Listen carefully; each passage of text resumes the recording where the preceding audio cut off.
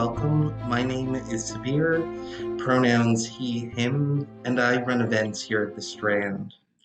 Before we launch into discussion of Jon McGregor's new book, Lean Fall Stand, I'd like to share a little bit of history about the Strand. The Strand was founded in 1927 by Benjamin Bass on 4th Avenue's Book Row. Stretching from Union Square to Astor Place, Book Row gradually dwindled from 48 bookstores until, after 94 years, the Strand is the sole survivor, now run by third-generation owner Nancy Bass Wyden. We want to thank all of you for your support. Without our loyal community of book lovers and authors like Jon, we wouldn't be here today, and we are so appreciative of it. Tonight, we are thrilled to have with us Jon McGregor for the launch of his new novel, Lean Fall Stand. Jon McGregor is the winner of the International Impact Dublin Literary Award, the Costa Book Award, the Betty Trask Prize, the Somerset Maugham Award, and the American Academy of Arts and Letters E.M. Forster Award, and has been longlisted 3 times for the Man Booker Prize, most recently for his last novel, Reservoir 13. He's a professor of creative writing at the University of Nottingham, England, where he edits the Letters page, a literary journal in letters. Joining Jon in conversation tonight is Jarvis Cocker. Jarvis has been making music for 2/3 of his life. 24 of those years, 1978 through 2002, were spent in Pulp, a group with whom he enjoyed most of the experiences you can have as the singer in a band. Over this time, Jarvis went from being the quintessential outsider to being one of the most recognized and cherished figures in Britain. He brought a rare bookish wit to the pop charts and cut an original dash in a rock and roll world often dominated by reductive cliche. And so, without further ado, please join me in welcoming Jon and Jarvis to the stage.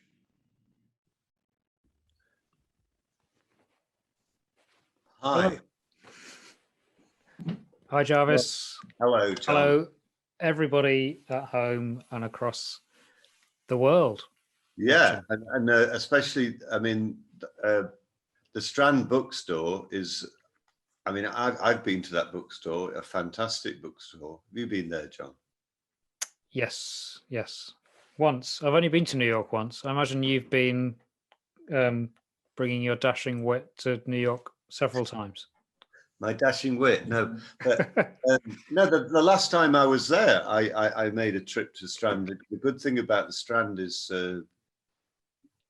you can just find books that you wouldn't find anywhere else. And books, I was looking for, this is really not anything to do with our conversation, but let's just, because we talk about the Strand.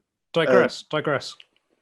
But yeah, I was looking for some books by the Bhagwan Sri Rajneesh, and they had some books by him, which I've been looking for some books by him for ages. You can find anything. I think the thing is you have to know what you're looking for. Where would you go if you wanted to look for a book like this? Well, I'd probably go to the Strand Bookstore. Excellent. All right. Yeah, well, I would do that rather than buying it online for sure. But we're here to talk about your book. We should probably tell people we have already spoken about this book when it first came out in the UK. Now it's got a more kind of worldwide release, I guess. Yeah, I mean, I think the cool things happened first in the UK, and then the rest of the world and the United States catch up. But when they do catch up, they really catch up. And look at this fantastic jacket design that they've put on the book in the US. So Lean Fall Stand is what we're talking about today. Maybe we should, I mean, obviously we don't want to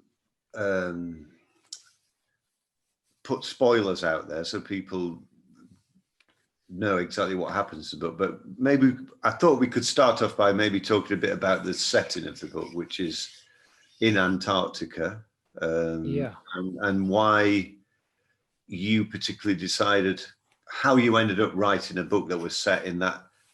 For a start, you know, like we've both established we've been to the Strand Bookstore, but I haven't been to Antarctica. Have you? Have you not? No. Well, funny you should ask that, Jarvis. I have actually been to Antarctica, which I guess not many people can say that they have. And That's less true than it was maybe 20 or 30 or 40 years ago, but it's still fairly true. It's a very unvisited place. Mostly people go there to work, to do complicated science and research. And occasionally they let artists and writers kind of tag along for the ride to see what they're up to. And so I did that in 2004, which is 17 years ago. I was awarded a writing fellowship residency with the British Antarctic Survey, who are the people in the UK who go to Antarctica to do research. And I went with them on a research ship. I traveled around Antarctica for 5 or 6 weeks with the kind of implicit promise that I would then come home and write a novel about it, which, as you can see, took a long time. But when you were invited? No, but when you were invited to do that, was that something that? I mean, I guess they couldn't make you sign a contract that you were going to write something about it. But was that the reason for you being invited to do that? The idea that something would come of it. Yeah, and it was. I mean, in my application, I kept it quite vague, and I said, fiction is a mysterious animal, and it's hard to kind of predict exactly what's going to come out of this incredibly expensive experience you're offering to provide for me. But yeah, I kind of always felt I owed them something, and I wrote a few short pieces of nonfiction while I was there and kind of immediately afterwards. But I kind of went round in circles for a long time trying to turn what I'd learned while I was there into a piece of fiction, and to turn what I'd kind of reflected on while I was there into a piece of fiction. Because one of the many strange things about the trip was that it completely didn't go to plan, and I guess things not going to plan is kind of one of the central themes of Antarctic literature. But my trip kind of quite tamely didn't go to plan, in that we were supposed to go to the main research base on this ship, and once we got there, I had all these plans for kind of expeditions I was going to go on, and places I was going to fly to, and crevasses I was going to climb in and out of, and the ship just never got to the base. Like, the ice was too thick around the peninsula that year, and we spent about a week trying to kind of ram backwards and forwards through the ice, and then failed and came back to the Falklands, and I came home. And so we kind of I spent this kind of 4 or 5 weeks expecting the trip to begin any moment, and then it never really began. So it was kind of a weird, disappointing failure. And so, but at the same time I was there, I saw the icebergs and the penguins and various birds that I struggle to name. Albatrosses. I saw albatrosses. They're quite incredible. But then I got back and I had to kind of digest this kind of half experience. And so I kind of did a lot of reading about Antarctica, and I kind of reflected all the conversations I'd had. So I heard a lot of secondhand stories about people who worked in Antarctica, but it took a long time to turn that into a story, really. Yeah, and I wondered, you must have, I guess something must have attracted you to Antarctica, though.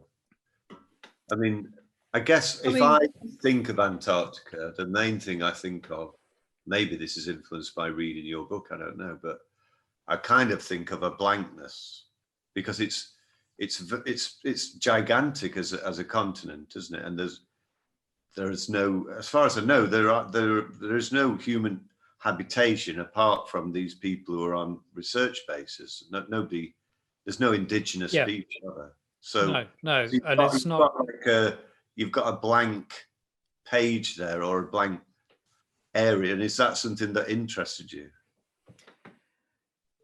Yeah, and to be honest, it kind of interested me more once I'd been there and come back. The fact that people seem to have always been attracted by that blankness. And it's a place that doesn't.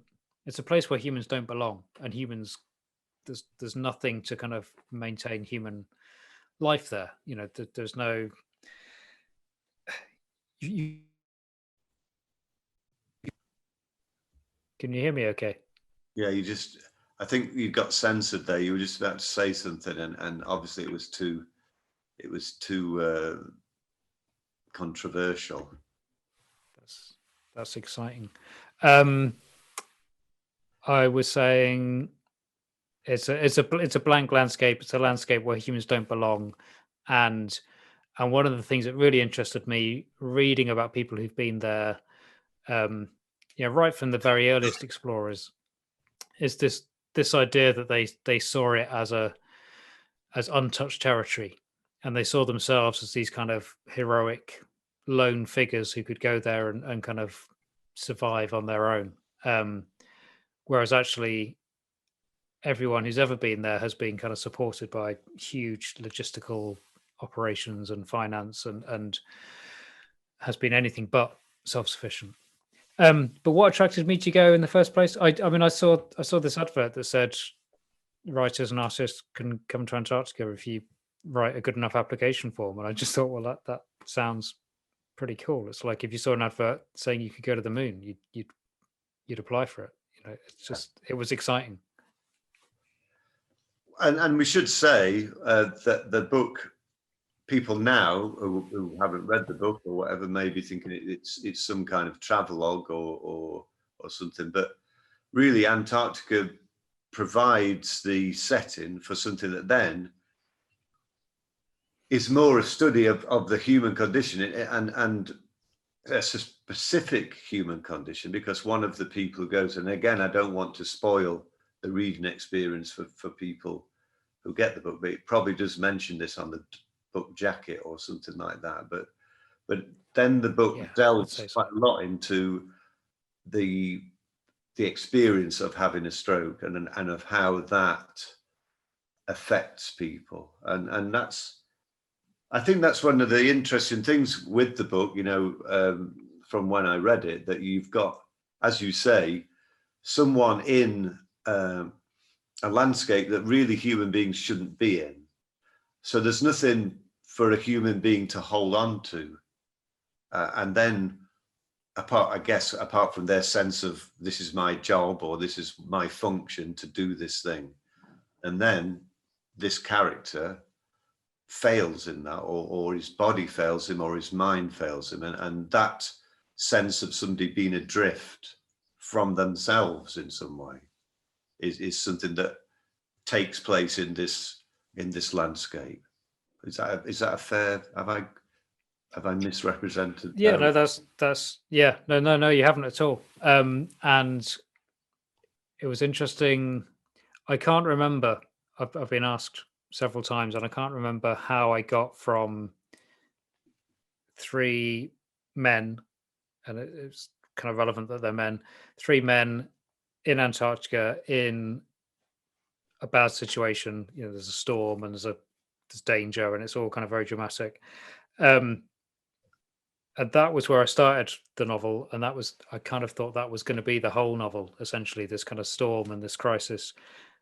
And I don't know how I got from that to, okay, one of them's going to have a stroke, one of them has to come home, one of them is going to spend the rest of the book kind of dealing with the aftermath of that. But once I'd got it, it kind of, to me, made complete sense, and it kind of tied together. And that idea of, being in the landscape where he doesn't belong. Even I had struggled for a long time to write about Antarctica properly and to describe it properly, and I'd really kind of felt like I was missing the language to get that across to the reader. And even that sense of struggling with language kind of tied into what then happens to Robert. He's after his stroke, he's struggling for language. He has virtually no language initially, and not very much as the book goes on, and it's all about his struggle for language. And somehow, to me, those 2 experiences of being in Antarctica being in a completely alien place, kind of tied in with that post-stroke experience of again being in an alien place. You live your life and your brain and your body work in one way, and then suddenly, in an instant, you're kind of thrown into this alien landscape where your brain and your body are not doing what you're used to them doing. And so to me, it always felt kind of logical that the book goes very suddenly from Antarctica to, Cambridgeshire, to this fairly kind of quiet domestic landscape, but they're still in this kind of this storm. Their life is thrown into a storm in a way. Yeah, and then I think that's one of the great things about the book that I think I said the last time that we spoke about it. The beginning of the book is incredibly dramatic. It really, you're in Antarctica, and this event that we won't talk about too much unfolds, and it's described in a very involving and dramatic way. And then suddenly you're back, like you say, in a small, it goes from this vastness with no features to then very particular kind of life outside Oxford, and really about how somebody's life, when somebody gets incapacitated in any way, they have to reevaluate the life, and then things that they've done, small details of the life that maybe they've never considered too much before, like being able to walk up some stairs or something like that. Suddenly they become a massive, that's like an expedition to Mars or something, to get to the landing, or whatever. This thing of, and I think, that's a connection. You say, I don't know how long, obviously, you say you went to Antarctica in 2004. It's a connection that you've made, but it's not an immediately obvious connection. But once that connection is made, I think that's kind of the kind of heart of the book, of bringing these two, the kind of macro thing and then the micro thing together in one convincing whole. So I guess I'm just congratulating you there. A long-winded way of me congratulating you for doing that. Well, thank you. But and you're right, and it's not an immediately obvious connection between those two things, but it wasn't until I'd made that connection that I was able to kind of to finish the book. So it's not like I spent 17 years writing the novel. I spent 14 years, 15 years repeatedly failing to write the novel. And then once I had that connection with the stroke and the aphasia and, the life back at home and the recovery and all the stuff about caring and all the stuff about, the speech and language and developing the language. Once I'd made that connection, then, then I don't know, any kind of creative process, you need something to click and something to make sense to kind of give you the engine to drive it forward, I think. And do you think, I mean, this is slightly off the track now, but do you think that those things, do you feel that you have to give it time, that in a way it's like your unconscious is in some way working on it in the background without you being particularly aware of it? And then one day maybe it will present you with this kind of thing of like, oh, that thing goes with that thing. Yeah, I mean, sometimes if something's not working, I mean, you might know this yourself, I guess, from working on songs. Sometimes you'll write a song kind of in a couple of days and it all makes sense and it comes together. Other times you'll get stuck on something and you put it to one side, and maybe years later something else will click and it kind of, and it's been there in the back of your mind, and it just, something has to kind of fall into place. Yes, I mean, most of my songs are like that nowadays. Like, yeah, I think sometimes when you try and will something too much, it doesn't work. You have to kind of, like you say, sometimes put it to one side, and then when you come back to it, you'll think, oh yeah, actually it's too fast. It'll just be something really fundamental, like it's too fast, or it's got too many words, or you know, something that when you come back to it and look at it, it's blindingly obvious, but somehow when you're in it, you can't see that. Yeah. I want to talk to you a little bit about, like I say, we have spoken about this book before, and I'd wondered whether, because I don't know, well, stroke is something that obviously affects a lot of people, and I wondered whether you'd had much feedback from people reading the book and getting in touch with you, you know, about either being irritated by the fact that you were writing about it, or being pleased that someone was trying to grapple with it. Yeah. Do you know, I was thinking just before we came on this evening, the funny thing about, one of the things I've always loved about doing book events and readings is not so much the event as, well, I do enjoy the event itself, but I always really enjoy talking to people afterwards, you know, kind of one-to-one. And, you know, often they want to talk about their experience of having read the book, or their perspective on it, or, you know, something it's kind of brought up for them. And I've been anticipating having those conversations with people about this book.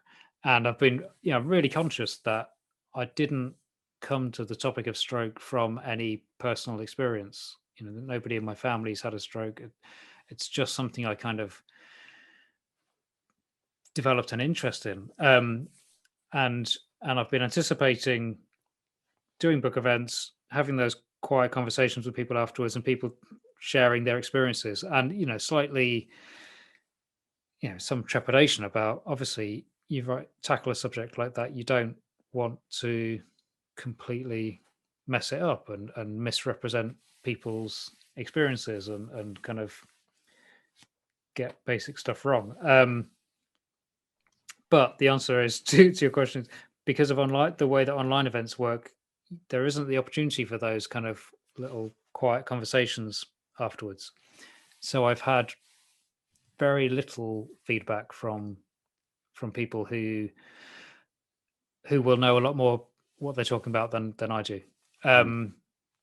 But I did have, while I was working on the book, I did spend quite a lot of time, well, particularly with one self-help group for people with aphasia, so stroke survivors who had language deficits, and was going to their meetings for about a year, and getting to know them, and getting to know all the huge kind of variety of the ways in which their language was affected by their stroke, and the ways in which they worked around those language difficulties, and the way in which they related to their partners or the people they were coming to the meetings with.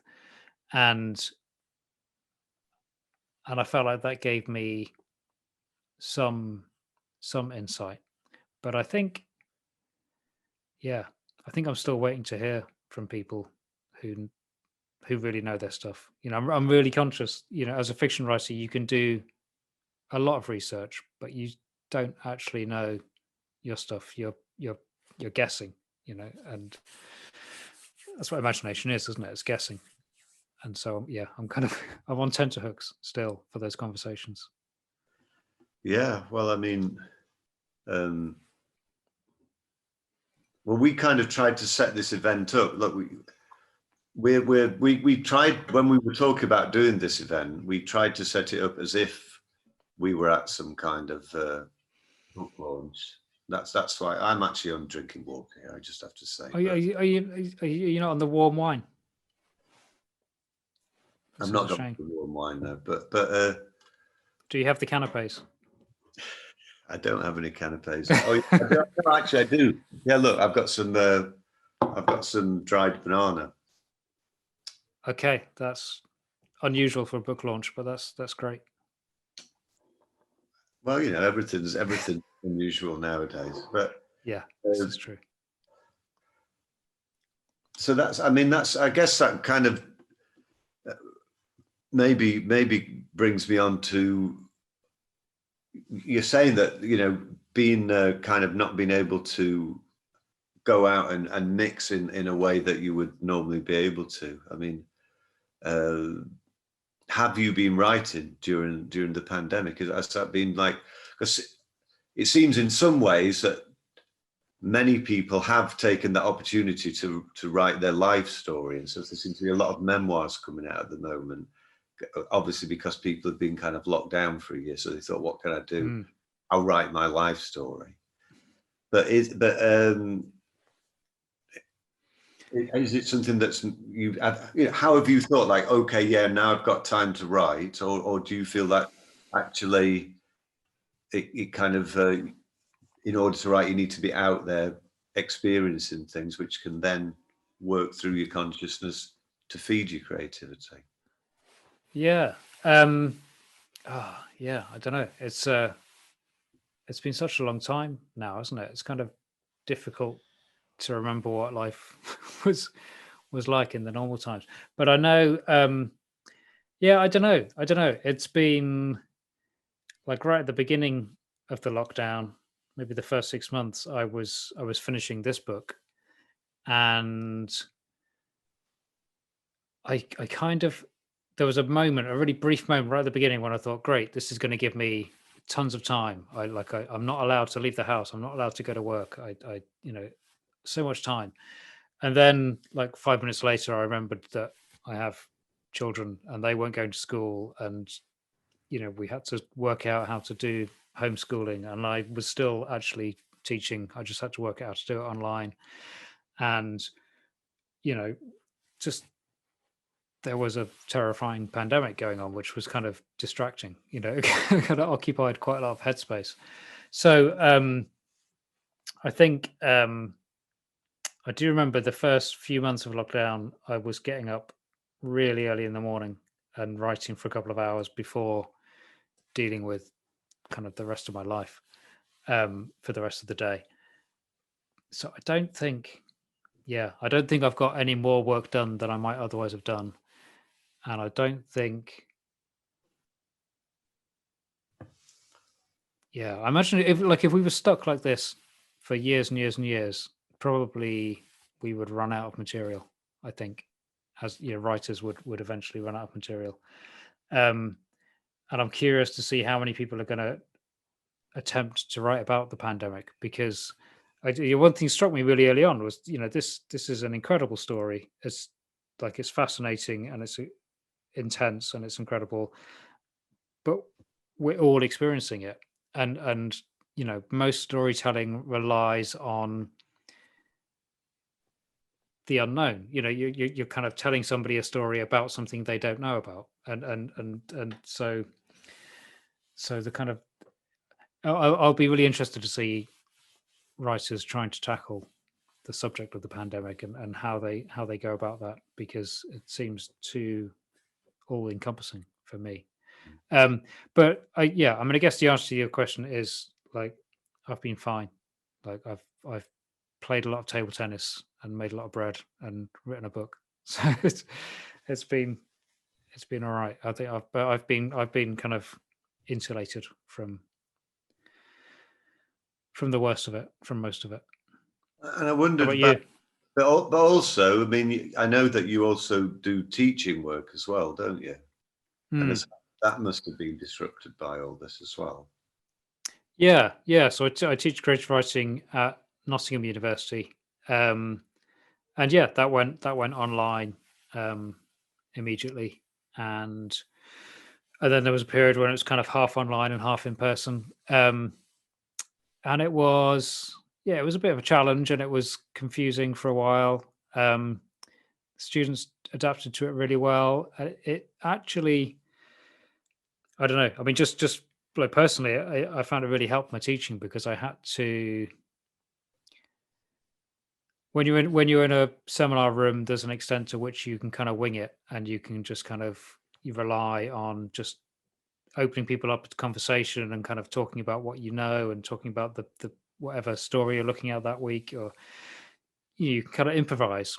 And when you're teaching online, I found it was much harder to do that, because the conversation, the back and forth conversation, particularly with a group of students, is much harder to achieve.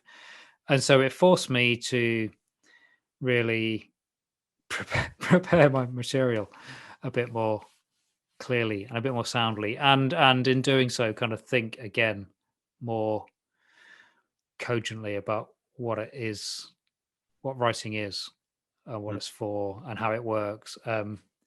So I've kind of found it quite valuable in quite a selfish way. Yeah, and I just wonder, and well, I'm getting off the subject now, I suppose, but I mean, I'm interested in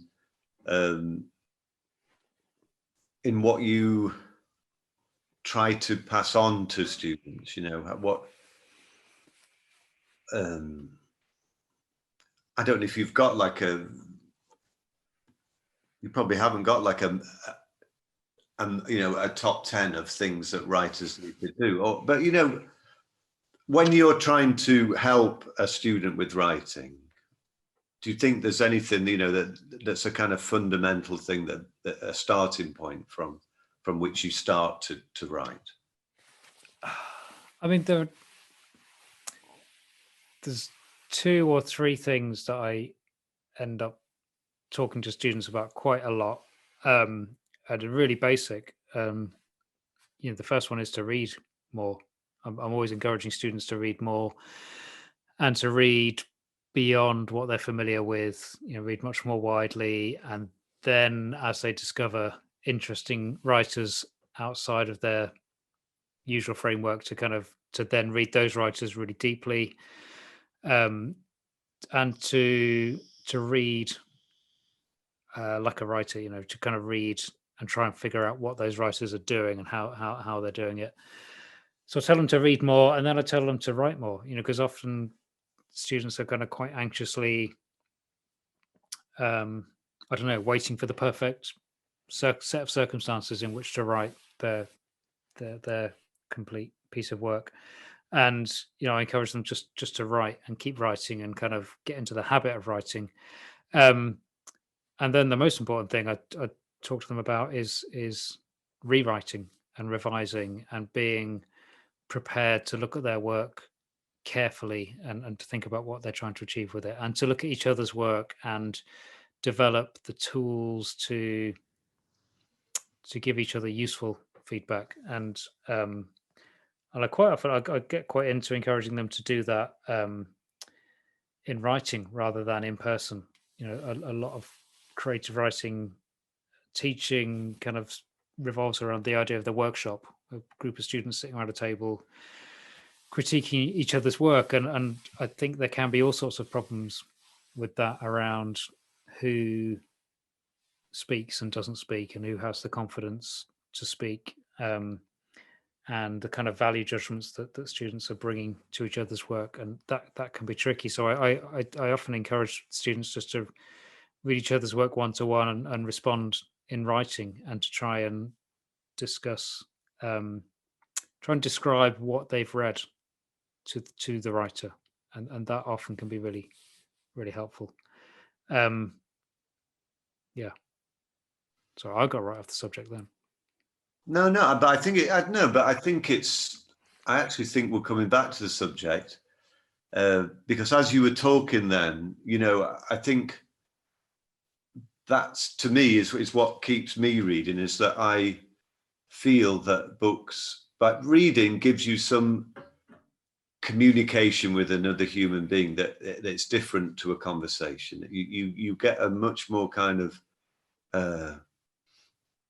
a deeper sense of what the person who has written the book that you're reading is. You get almost like, it's almost like you wear their brain for a bit. You try to emphasize whilst you're reading that book, and that's why I think it's interesting that you chose this subject of aphasia for this book, because then people who have that condition are kind of like, they're kind of a bit locked out of their own brain, aren't they? They've got no access to other people's. They're not going to read, but they're also are kind of not quite making those connections that they used to have. And I wondered whether being a writer and having this intimate relationship both with your own thought processes, but with students' things and other books that you read. It's all about reading someone's train of thought, and whether that is something that made you interested in writing about that condition. Yeah, it is, and it was something that kept kind of terrifying me while I was researching it. I kind of, as someone who deals with writing for a living and has always read and finds it easier to be articulate in writing than in conversation. The idea of suddenly having language taken away from me is kind of terrifying, and I think part of what was driving me to explore it and to try and get it down on the page was just that kind of that fear, that fear of that something like that happening.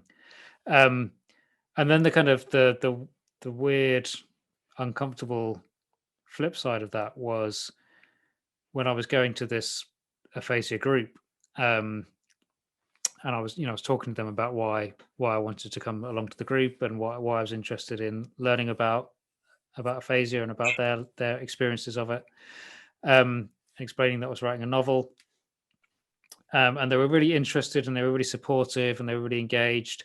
I remember there was one meeting in particular when they were talking about books. It was the kind of the theme of the month, and several people in the group they'd all been asked to bring their favorite book along, and so several people were kind of showing their favorite book and talking about it a little bit, and then saying, "But I can't read it anymore." And I don't know why it never occurred to me before, but it kind of suddenly dawned on me that the people on whom I was relying to kind of gain this understanding that I needed to write the book were not all going to be able to read it when I'd finished, and that was quite a hard thing to recognize and to acknowledge. But at the same time, they were really appreciative that I was going to write about it, and I'm really interested to know that I was writing about it. So that kind of that helped. Yeah, I mean, I know that we're going to have some questions and hopefully answers. Sure. But I think before we go into that, I know we dealt a little with what you might be thinking of doing next, but do you have any idea of where you're going next? Because I mean, as you mentioned, your books have ranged over. So the last book that you wrote, Reservoir 13, was set like in a rural community where a girl has disappeared, and so your books, they do range around. I don't want you to spoil what you're going to do next, but have you got something that is kind of taking form at the moment? No, not really. I don't know, and that's quite exciting because I'm on research leave from teaching at the moment, and I'm in a very, very unusual position where I haven't yet promised anyone that I'll write anything, and that in itself, it weirdly has kind of generated a lot of ideas. I'm kind of working on 4 or 5 different short story fragments at the moment, and it's been a really long time since that's happened. The one thing I am doing actually, and this kind of harks back to talking about students, like the one thing that I keep telling students to kind of get away from is the idea that we all see in the movies that writing is about sitting down late at night, usually at a typewriter, and kind of having a flash of inspiration and banging out a story, and and as the sun comes up, you've finished the story and the whiskey bottle is empty, and we all see that in the movies, and that's not how writing works at all. And I keep reminding students of this and reminding them that it's slow and it's iterative and it involves revisions. And so there's an Irish literary magazine called Stinging Fly, and a couple of weeks ago they emailed me and said, we want to experiment with unedited stories, and so we're going to give you a prompt, and we want you to write a story. We're going to give you the prompt at dusk. We want you to write the story overnight, submit it at dawn, and you won't be able to edit it. And I said, that's everything I've always said that writing is not. It's a terrible idea. It's definitely not going to work. So yes, I'm going to do it. So I'm doing that next week, and I'm kind of terrified. But that's the next thing.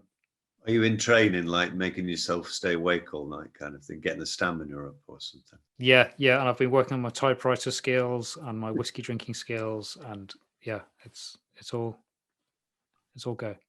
All right. Well, I would be interested to hear how that turns out. So, yeah, maybe we can open up. Well, it's not really a floor. We can open up the screen to window to some questions. Yeah. We do have plenty of questions. So, and I think Jarvis's last question actually leads to a very easy springboard, which is Mira asks, how do you balance research and imagination as a writer? Is research always a necessary springboard for you?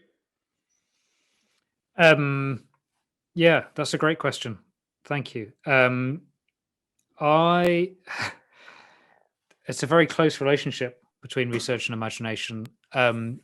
I have always tended to put research off as long as possible, mainly because I'm a bit lazy and a bit scared of making the connections that you have to make in order to do research. And I've always justified that by wanting to make sure that I invent the characters and the stories before I do most of the research, because I think it would be quite possible and quite risky to kind of go and do a lot of research, hear a lot of stories, and then just use those stories in the fiction. On the other hand, you need to have some idea of the context you're wanting to write about before you launch into the storytelling. So I think there's a writer I know called Darren Chessie, and he was talking to me about this recently, and he was saying that for him, it's really important that imagination is always informed by knowledge. And there have been lots of conversations recently about what fiction writers can write about, and how far beyond their own experience it's appropriate to venture. But I think a key part of that discussion is knowledge and understanding, and imagination can only be effective if it's informed by proper knowledge and understanding. So the answer to the question was research is important, but imagination is what we're working with in the end. Well, our next question is from Kira, who says, hi, John and Jarvis. I was wondering if one or both of you could speak about the intersection between music, sound, and writing in your own work. John, how does music and sound intersect with your writing? Jarvis, how does fiction impact your writing or impact your music? Sorry. And for that, why don't we begin with Jarvis and then go on to John? Yeah, well, I mean, I've consciously, I think, well, fiction, as we were discussing before, it gives me, I do read a lot. I travel with a lot of books. I think I've 10 books in this room behind me now. I've always read a lot. The only time that I've really taken a specific inspiration and put it in a song from a book is when I was reading Carson McCullers, Heart is a Lonely Hunter, and there's a section in that where one of the main characters goes and listens to they kind of hide beneath a neighbor's window and they listen to the radio. And there's a description of this. She's a young girl of like 12, 13 years old, and she listens to a Beethoven symphony for the first time. She hears it on the radio, and there's a description of how that music affects her and the images that it conjures up in her mind. And I thought this was the best bit of writing that I'd ever seen about music, you know, that because music's a very, very difficult thing to write about, to actually get the sense of how music affects you, because part of the reason that, you know, part of how music affects you is it's beyond language. It's getting to something very direct and deep within you that's not to do with language. So I was so impressed by that I kind of stole, I may get prosecuted now, I don't know, stole a few lines from that. And there was a song of mine from a record that I did back in 2006. And the song is called Big Julie. And it starts off with a sample of Carson McCullers reading a short bit of her own work. And then there's a few lines that are kind of paraphrased from that description. But so that's a very specific example of fiction finding its way into my songwriting. Yeah. But Jon, I mean, that's a perfect question. It was something that I wanted to discuss with you, actually, that obviously we were saying you've not been able to do the normal kind of ways that you get a book out into the world for this book, but the book before Reservoir 13, you did a very close collaboration with the musician for getting that out into the world, didn't you?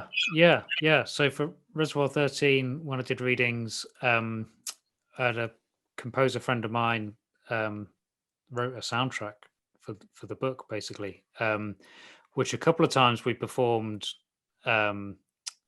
live with the musicians playing the music, which was really exciting because it kind of enabled me to fulfill my lifelong ambition of being in a band, even though I was just reading. But then we also cooked up a scheme where the music was playing on the phones of the audience members, and that was really interesting because the relationship between the music and my reading within an audience, when it worked well, it was really effective, and it was really effective in quite interesting ways. And I think my answer to the question is something to do with the fact that I've always been really interested in the sound of language and the rhythm of sentences, and I've always, when I'm writing, I've always heard the sentences aloud, and I want the reader to kind of hear the sentences aloud. And there's a kind of, you know, I'm not very musically able, but I think about storytelling in quite musical terms, in terms of the rhythm and the structure, and yeah, I wanted to be in a band, and I had to give it up and become a writer instead. Yeah, certain words sound very nice, don't they? I mean, yeah, some words are just really nice. Mellifluous.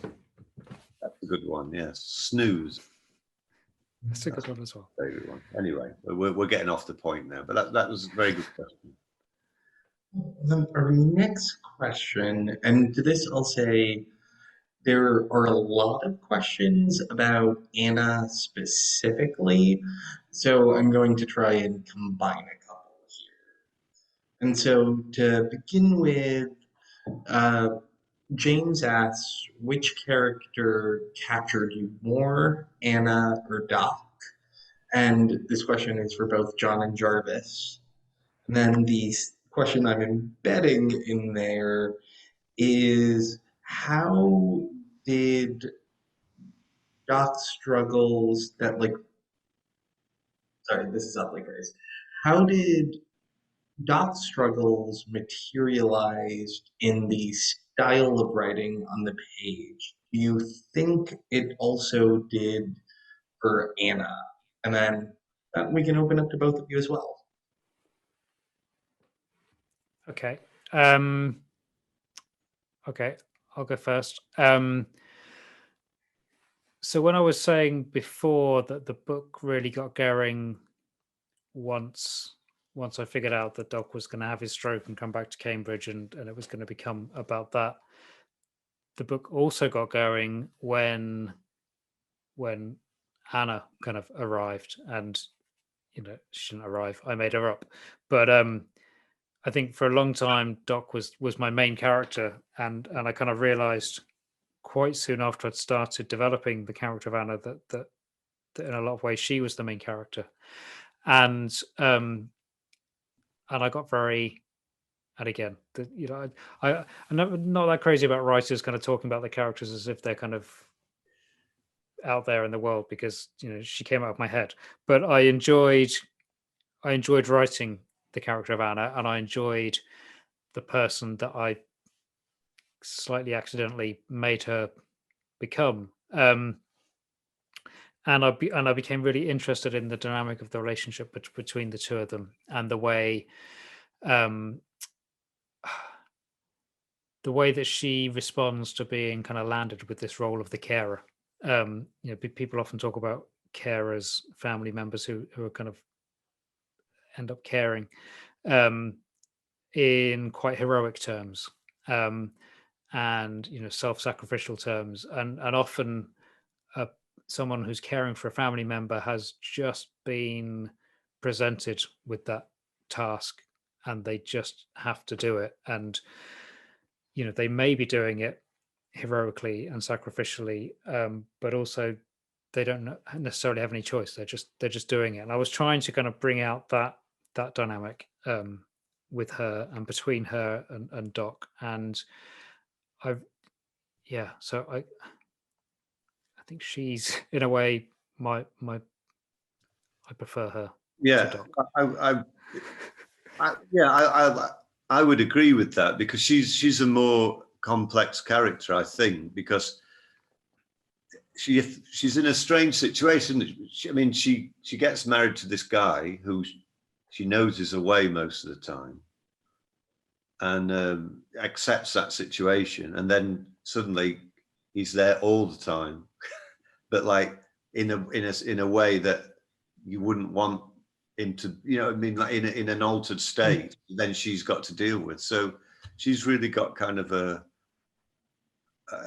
she's got a lot on her plate. Doc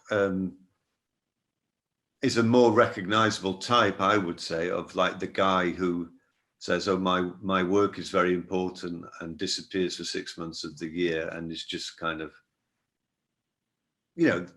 the kind of guy who will never speak about feelings or never really engage with anything, and will maybe use work as some excuse for avoiding all those kind of life issues, that they probably think are a bit too messy and complicated for them to deal with. So they say, yes, I have to write numbers on a chart in Antarctica. That's my important job. But she's interesting because she obviously knows this about him. She got married to him. She knows this is the situation. Then she's put into this other thing, but she doesn't, like you say, John. She doesn't disappear. She handles it in some way, and so it's interesting to see how she deals with that. Well, as a slight pivot off of that question, we have a question from Liz, who says, "I love this book. Both Reservoir 13 and parts of Leanfall Stand in Antarctica have this urgency and rapidity to them. However, the domestic scenes with Anna have less of a propulsive plot and more of a tight intrapersonal dynamic. Were you worried that readers familiar with your recent work would be a bit lost without that suspense and drama?" Yeah, that's a great question. So one of my, I was going to say failings, but maybe that's not fair. One of the things I'm aware that I do as a writer is I forget to worry about what the reader is going to want or expect or be disappointed by, or and so I really enjoyed the drama of the Antarctic scenes, and that felt right to kind of, they're in Antarctica, they're in a storm, they're kind of on the verge of death. Of course, it has to be tight and concise and dramatic. And when we come to being back at home and kind of in the kind of stroke recovery setting and the care setting, I really wanted to nail the kind of the mundanity of that, and the repetitiveness of it, and the difficulty of it, the frustration, the circularity, the claustrophobia, and if if some of those sections are a little bit boring, then hooray, that's great. That's they are boring. Which is not to say that the entire second half of the book is boring. I don't think it is, and I'm hoping that's not what Liz is saying. But no, I think it was really important to me to kind of really get on top of what is involved in that kind of care, that level of responsibility, that level of somebody relying on you for literally 24 hours a day. And there's one bit where for about 2 or 3 pages, it's just Anna saying the things that she has to do. She has to go downstairs and put the kettle on. She has to run back upstairs. She has to do this. She has, it's just kind of the whole day. She has to do this series of things. So yeah, there's a time and a place for propulsion and excitement and drama, and there's a time and a place for things being small and claustrophobic, I think. Then, so we are a bit over time, so I'm just going to ask one last question. And so this question is from Pablo, who says, as a teacher, John, what book would you recommend to Jarvis to kickstart his writing? And then Jarvis, what song would you recommend, or song, we'll extend it to album, would you recommend to John on his overnight writing task next week on that short story to keep him going? Okay, that's a good question. That's a brilliant pair of questions. Do you want to go first, Jarvis? All right, I'll go. Well, I'll recommend a record that I've been enjoying a lot recently. Although it might distract you from your writing, I don't know. But it's quite a nice thing to have on in the background. It's this is a slightly convoluted story, but it's a record, and I can't pronounce the name of the band because it's Scandinavian and it starts with an I with a little thing on it. I don't know how you pronounce that, but anyway, there's a Scandinavian band and they specialize in playing kind of Hawaiian music. I don't know how they got into that because it's different climate and stuff. They've done a record. There was this guy back in the 40s called Eden Arbez. His most famous song is the song Nature Boy, which you might know. Once there was a boy, a very strange and gentle boy, who spoke to me of many things. No, no, no. Do you know that tune? You're not looking with recognition. Okay, maybe rendition wasn't that great. Anyway, this was a big hit in the late 40s for Nat King Cole. This guy was a kind of like, some people say he was the first hippie. He had long hair and wore a robe. He made some records which weren't very successful, and then he died a number of years ago, but he's become a little bit of a cult hero.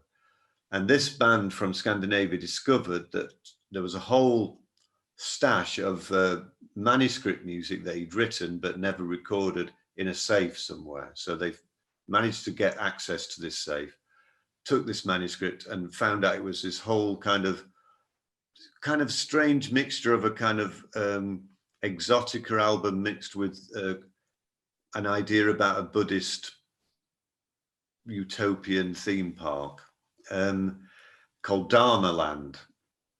And they've made a record of this, and the music is very soothing and relaxing, but then a lot of the words are dealing with kind of Buddhist outlooks on life. So I would send you that. There's because it's on the one hand, it's not intrusive, so you might be able to do some writing whilst having it on, but occasionally you will have some kind of some of the lyrics will filter through and probably maybe send you on a very serene and spiritual path. Okay, but you can't tell us the name of the band. The record is called Dharma Land. That's DHARMA. I'll send you. And the group. Well, it begins with I can spell it out for you. Can I? Oh, I dropped a link in the chat. It's Oh, how about that? IXTHUELE. That's it. Yep. Yeah. All right. There we are. Excellent. Yeah. Okay, I'll listen to that all night while I'm writing this story. Okay, that's perfect. Thank you. Okay, and my recommendation for you is a book I've been recommending a lot over the last year by an Irish writer called Doreen Negrifa, and the book is called A Ghost in the Throat. Ghost in the Throat, and it is good. It's her account of her quite long process of translating a very old Irish poem, an Irish kind of ballad poem, which I've forgotten the title of. But when you read the book, you'll learn the title. But it's all about it's about motherhood, and it's about loss and grief. But it's also about language, and it's about what happens when you translate, and it's about her experience of Irish language and English language. And I think I can imagine, because it's about this ballad and it's about storytelling and the oral tradition, I think there would be a lot in there that would feed into your songwriting.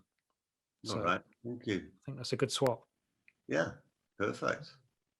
Thank you both so much for such a fantastic hour and amazing conversation. To our audience, if you have yet to purchase your copy of Lean Fall Sand, I have dropped links in the chat. And it's a beautiful cover, just like Let Alone. It's a beautifully made book. So, thank you, everyone, and have a wonderful evening. Yeah. Okay. Thanks for hosting, Sabir. Yeah. Thanks, everyone, for coming. Bye-bye.